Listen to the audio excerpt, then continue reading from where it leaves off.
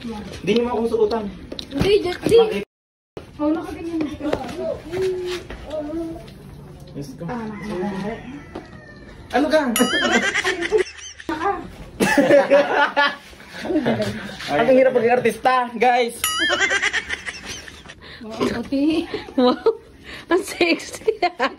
Taas mo, sir. Bakit ang lato-lato? Hindi ko, makita.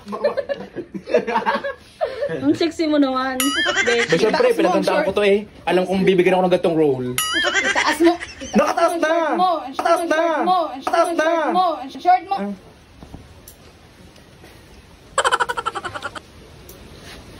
Man, akala ko ako yung anak lang na Englishero eh. Naging babae ngayon. Gusto kong gamitin lang, hindi yung... Hoy, Manuel, ang ganda ng costume mo.